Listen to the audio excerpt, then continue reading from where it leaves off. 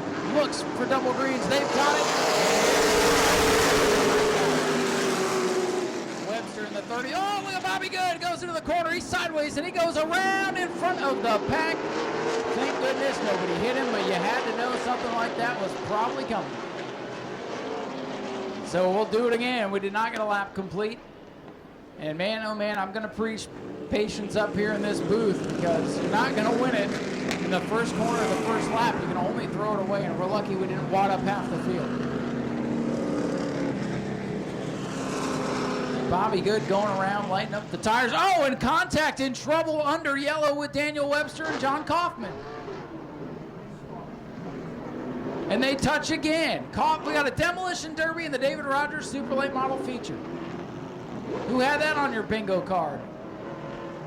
What in the world was that all about? And oh, Kaufman monster trucks him. He's done. He's going to be thrown out, I believe.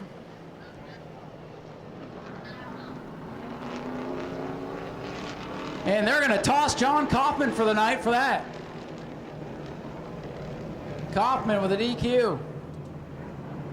Not sure what happened with the Webster machine there. Kaufman got in the back of him, but then showed his displeasure. Monster trucked him and got himself disqualified for the night. John Kaufman, thanks for coming.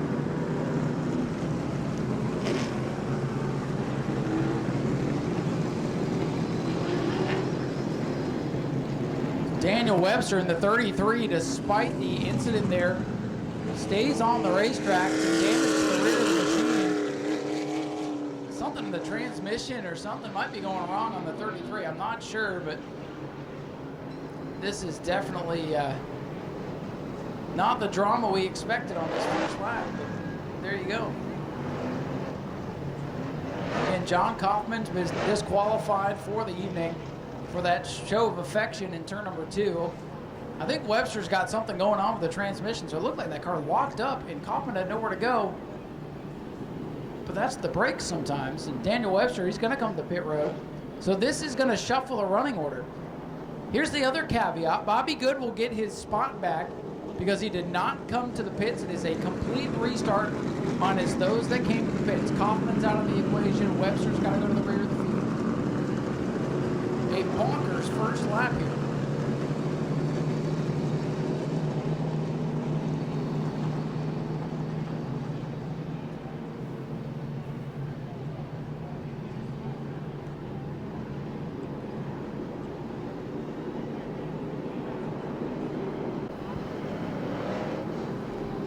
They take a look now at the 33 of Webster going under the hood, and the scorers now feverishly working to get this field back in line. Again, no laps complete. We go back to the original lineup minus the 58 and the 33 here. So if I look at my sheet here, I put Blaze Rutherford on the outside of the front row here, and that'll move Bobby Good up into the inside of row number 3, and if Bobby Gordon elects to stay at the rear, that'll put the 27 all the way up to the 3rd position for the restart despite the spin. So Bobby Good goes around and might restart 3rd. We got to see what the 99 is going to do. He can elect to go back to his spot, but he can almost sense that madness coming. And it is a transmission failure on the Daniel Webster 33. He's done for the night as well. So the transmission locks up on the 33. He stops on the track. Kaufman has nowhere to go, but then Kaufman retaliated and got himself disqualified for the night. Now Webster's done with transmission troubles. Boy, oh boy.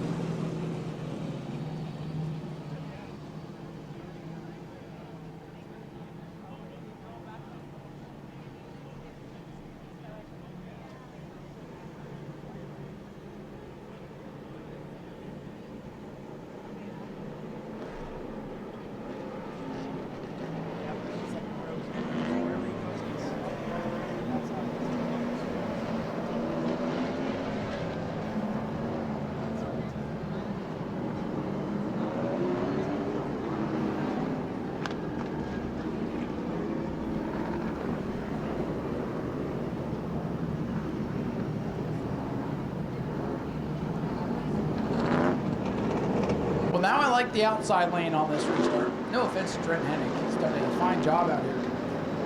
But the experience in the team behind car number 5 tells me that outside groove is going to get rolling a little bit better. But let's see what happens. There's a reason we watch this stuff. We want to see what happens. Trenton Hennig, Blaze Rutherford, Bobby Good, George Gorman, Steve Weaver, Brad May.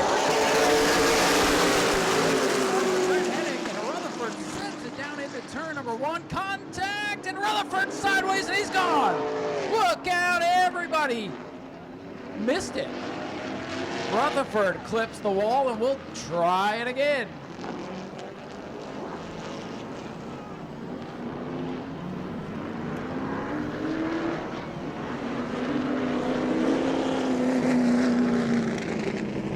Well, folks, that went about as predicted, right?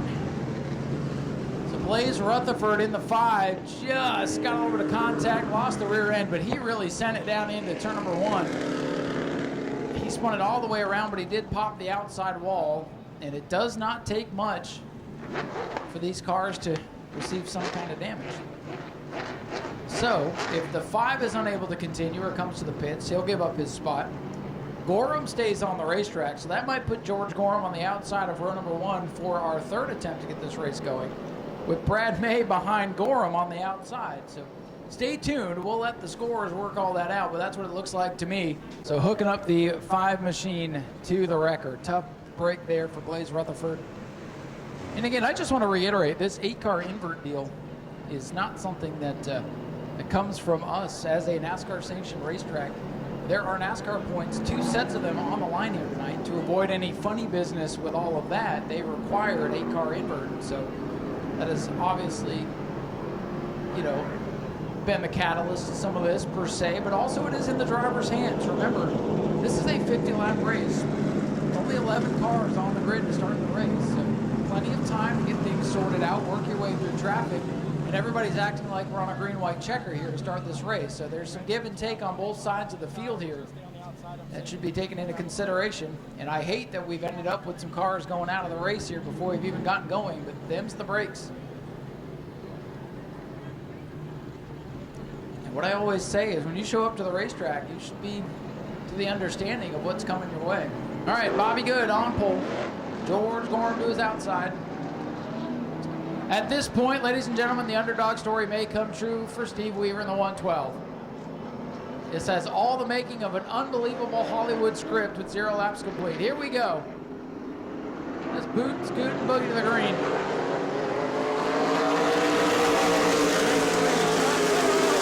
Touch again. Gorham in good, almost trade paint. Spotters, lap 1. That's what they're telling these drivers, and they are acting like it's a green-white checker in the Daytona 500. Here they come. Lap number 1 is done. Thank goodness. And we're racing like it's still lap 1. They're about to be 3 wide on the back straightaways. This is the Bomber Bees. Bobby Good working the bottom of George Gorham. Gorham gonna give up the ghost here. Good is loose though.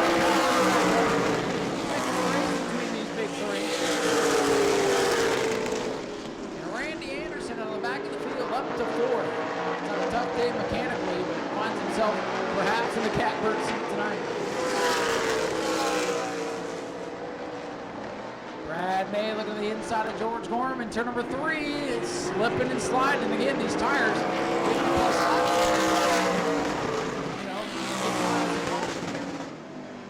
Brad May those slips up in front of Randy Anderson.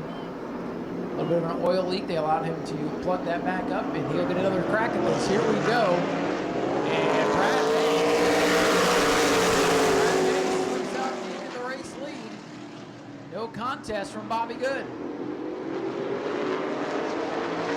Bobby Good in the 27. Going to put the pressure on that 9 machine. He's going to get into him a little bit. Little bump and a run. Here comes Bobby Good to the inside.